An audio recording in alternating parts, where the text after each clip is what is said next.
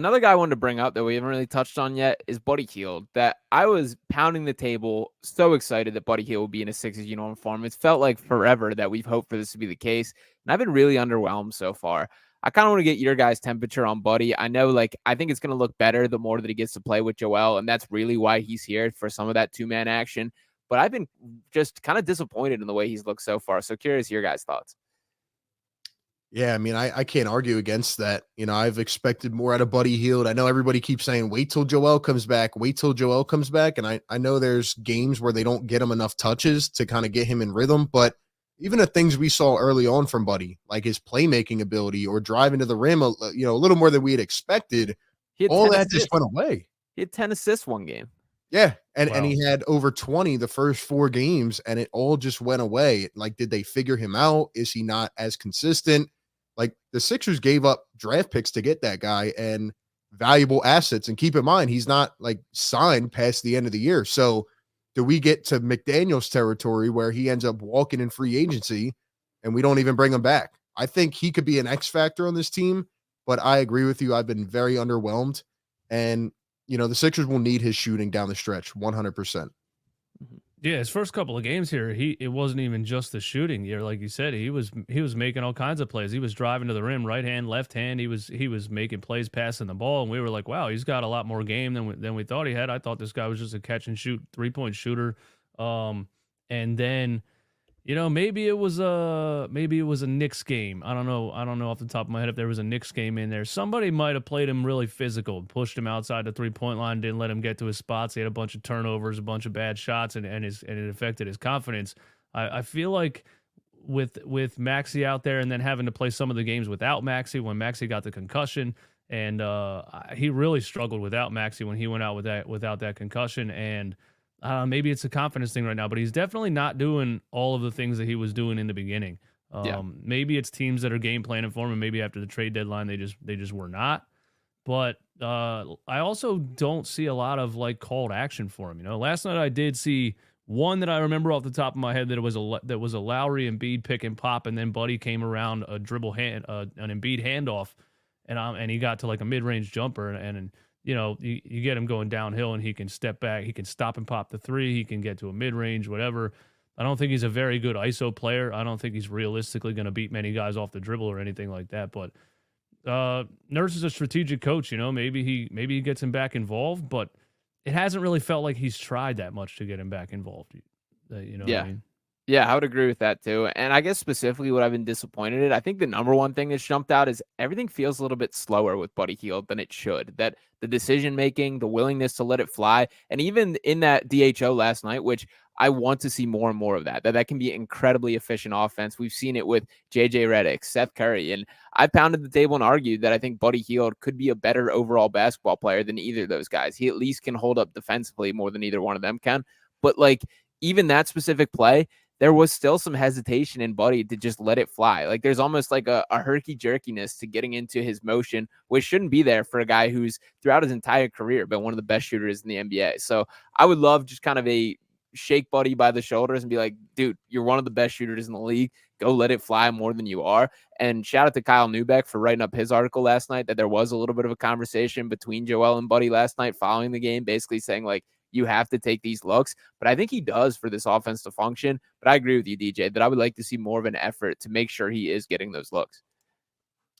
Yeah, man. At the end of the day, it kind of just comes down to Joel has to elevate everybody. That's what it feels like to me. There are certain guys that will take the initiative, but it's just going to take a different concept of learning to play with Joel for some of these guys. And we have to hope and pray that it happens. With all these deficiencies, Joel Embiid can make up a lot of them, right? But is it enough in a playoff series? Can he do enough based on where he's at health-wise, progress-wise, etc., to help this team get over the top?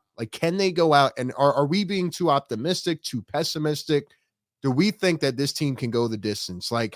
Can actually win a play-in, win a playoff series in an upset, and get to the second round and try to get past the second round? Where are we at with that? Because I really don't know at this point. I'm trying to make myself believe that with Joel, everything can be changed, but I don't know. Yeah, I'm in. I'm believing that People forget how good, and I think DJ's pulling up this exact one here. Yeah, like just look at the difference with and without Joel. And I'll let DJ riff here, but that's night and day.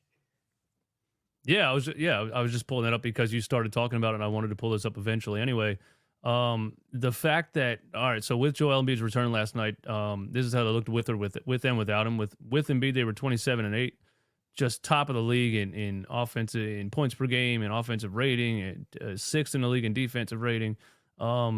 And I want to point out that this was with Marcus Morris and Patrick Beverley. And I mean, the only point guard on the team really was Tyrese Maxey. Yeah. So the math there says that's a 27-8 record with Embiid. It would have had Philly on a pace to win 63 games this season.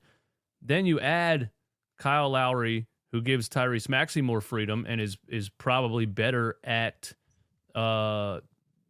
I loved what Maxey was doing with Embiid in the beginning of the season, but I'm gonna say Kyle Lowry's probably better at the pick and roll game just off of his experience with Joel. You add him and Cameron Payne and Buddy Hield to that, and I have no reason to believe that every team in the league is going to have trouble stopping this team if Joel's healthy.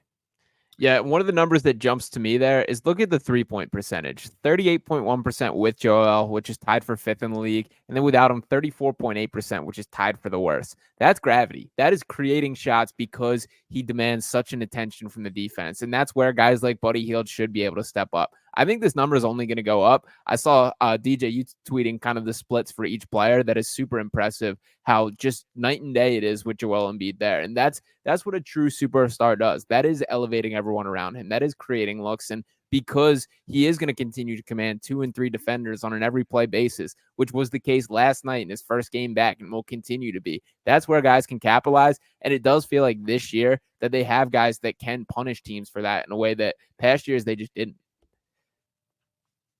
So I don't want to be like the only negative Nancy here, whatever. I'm just trying to play devil's advocate a little bit, right? So the way I'm thinking about this is, all right, 2 things. 1, in a playoff series, and this is the first question, have we seen enough from Tyrese Maxey to think that he can go out in a full playoff series and be the consistent number 2 option? And then the second thing is, if the Sixers get into the play-in and it remains the way it is now, 1, can they beat Miami in Miami? And then 2, if they lose that and win the second play-in game, what do we think they do against Boston in the first round? It's kind of a tough path to getting to where they want to go. Mm-hmm. So that's kind of how I'm thinking about it right now. But I think they have a shot to compete with anybody because of Joel Embiid and his magnitude. Yeah, so for the Tyrese thing, for starters, for sure, this is uncharted waters as far as expectation for him. But I think there's something positive to him as far as last year it was the James Harden, Joel Embiid 2-man action. That you can't argue with the efficiency of that. The numbers were off the charts. But there was something so robotic about it of that you knew what the decisions were on every play basis. That with Maxey, there's like this refreshing randomness of he might run off ball. He might run down a screen or do something that it's just not as traditional pick and roll, pick and pop. You know what the decisions are. That I think is important. That I think that's part of the reason why the Denver Nuggets are as effective as they are with Jamal Murray and Nikola Jokic, that there's so many options that you can go with. So I think that to me is a reason for optimism for why this offense has a higher ceiling.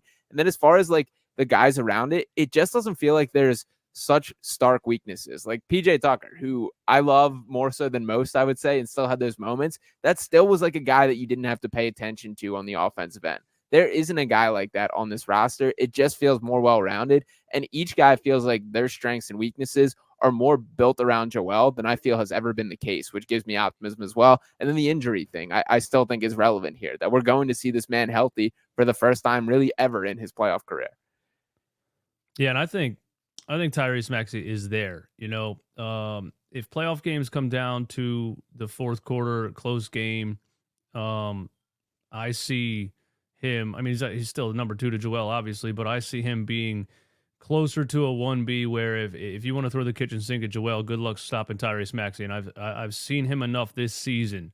Maybe not seasons past, but this season I've definitely seen him put the team on his shoulders in fourth quarters plenty of times. And not look like he lacked any type of confidence whatsoever. Just a swag about him that was like, I am right now the best player on the court. Nobody can stop me. I'm shooting the ball again. Give it back to me. Get out of my way. And that's kind of been the attitude that we've been waiting for Tyrese Maxey to grow into. And I feel like he's there this season. I definitely think he's not at his ceiling by any means. When he's 27 or 28 years old, he might be a bona fide superstar. But I think he's there enough right now to be a very high level number 2 next to Joel Embiid. And so I have no reason not to have all the confidence in the world in him right now. And, 2 50-point games this season. And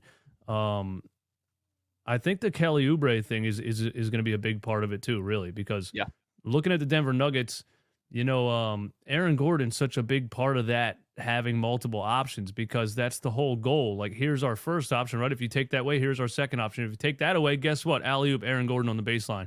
And Kelly Oubre had a quote last night about it's going to take a couple of games for us to learn what we need to do when Joel's on the floor.